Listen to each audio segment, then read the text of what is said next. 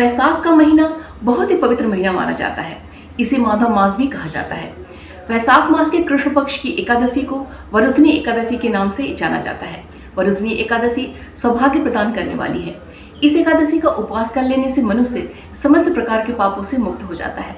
यदि कोई दुखी विवाहित स्त्री वरुथनी एकादशी का उपवास करती है तो उसे सौभाग्य की प्राप्ति होती है। 10,000 वर्षों तक तपस्या करने से जिस फल की प्राप्ति होती है, वरुथनी एकादशी का उपवास कर लेने से उस फल की प्राप्ति हो जाती है।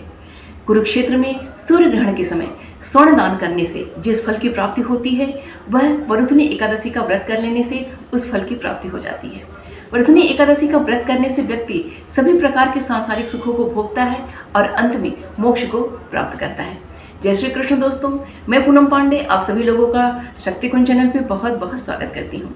आज इस वीडियो में हम लोग जानेंगे कि 2024 में वैशाख मास के कृष्ण पक्ष की एकादशी कब मनाई जाएगी, इसका पारण मुहूर्त कब है, इस दिन कौन कौन से शुभ योगों और नक्षत्रों की प्राप्ति हो रही है, स्मार्तों की एकादशी और वैष्णवों की एकादशी कब है, और इस्कॉन में यह वरुथनी एकादशी कब मनाई जा रही है, और इसके साथ ही साथ वरुथनी एकादशी का महात्म्य क्या है। तो यह वीडियो आप सभी के लिए बहुत ही महत्वपूर्ण है, इसलिए बिना स्किप किए पूरी वीडियो देखिएगा। तो चलिए आगे का वीडियो प्रारंभ करते हैं। वरुथनी एकादशी की कथा में बताया गया है कि घोड़ा दान से श्रेष्ठ हाथी का दान होता है, और हाथी दान से श्रेष्ठ तिल का दान माना जाता है, और तिल दान से श्रेष्ठ स्वर्ण का दान माना जाता है, और स्वर्ण दान से श्रेष्ठ अन्न का दान माना जाता है।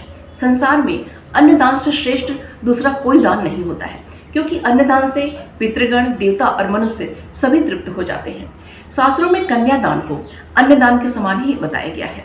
वरुथनी एकादशी का व्रत कर लेने से कन्यादान और अन्नदान दोनों ही श्रेष्ठ दानों के समान फल की प्राप्ति हो जाती है।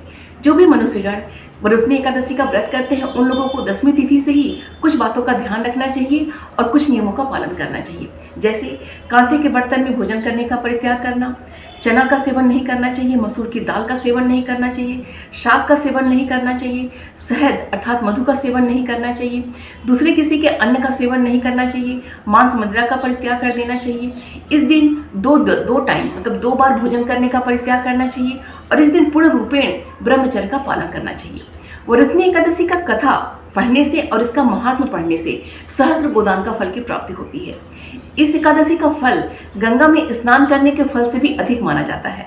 वैशाख मास के कृष्ण पक्ष की एकादशी तिथि का प्रारंभ 3 मई दिन शुक्रवार की रात्रि में 11:24 से हो रही है, और एकादशी तिथि का समापन 4 मई दिन शनिवार की रात्रि में 8:38 पे हो रही है, और यहाँ से द्वादशी तिथि प्रारंभ हो जा रही है, जो कि अगले दिन 5 मई की शाम में 5:41 पे द्वादशी तिथि समाप्त हो रही है। तो इस प्रकार उदय तिथि के आधार पे और एकादशी और द्वादशी तिथि के संयोग के आधार पे वरुथनी एकादशी 4 मई दिन शनिवार को ही मनाई जा रही है। स्मार्तों और वैष्णव सभी की एकादशी 4 मई दिन शनिवार को मनाई जा रही है, और इस्कॉन मंदिर में भी वरुथनी एकादशी 4 मई दिन शनिवार को ही मनाई जा रही है। यह एकादशी इंद्र योग, वैद्युति योग और त्रिपुष्कर योग में संपन्न हो रहा है। वरुथनी एकादशी के दिन त्रिपुष्कर योग का जो समय है वो रात्रि में 8:38 से लेकर रात्रि में 10:07 तक है। त्रिपुष्कर योग में हम जो भी कार्य करते हैं उसका हमें तिगुना फल प्राप्त होता है। अगर इस योग में हम गलत और बुरे कार्य करेंगे तो उसका हमें तिगुना फल प्राप्त होगा। ऐसे ही इस योग में अगर हम शुभ और श्रेष्ठ कार्य करेंगे तो उसका भी हमें तिगुना फल प्राप्त होगा। इसलिए त्रिपुष्कर योग में हमेशा ही गलत और बुरे कार्यों को परित्याग कर देना चाहिए और शुभ और श्रेष्ठ कार्य ही करना चाहिए। वरुथनी एकादशी पूर्व भाद्रपद और उत्तर भाद्रपद नक्षत्र में संपन्न हो रहा है। इस एकादशी का पारण मुहूर्त 5 मई दिन रविवार की सुबह में 5:19 से लेकर सुबह में 9:43 तक है। वैशाख मास में सूर्योदय से पूर्व स्नान करने का, श्री हरिनारायण की पूजा करने का, मंत्र जाप करने का, हवन करने का और दान करने का बहुत ही ज़्यादा महत्व होता है। इस महीने में जल का दान करना, गुड़ का दान करना, तिल का दान करना, सत्तू का दान करना, जौ का दान करना, कॉटन अर्थात सूती वस्त्रों का दान करना, छाते का दान करना, जूते चप्पलों का दान करना बहुत ही श्रेष्ठ माना जाता है।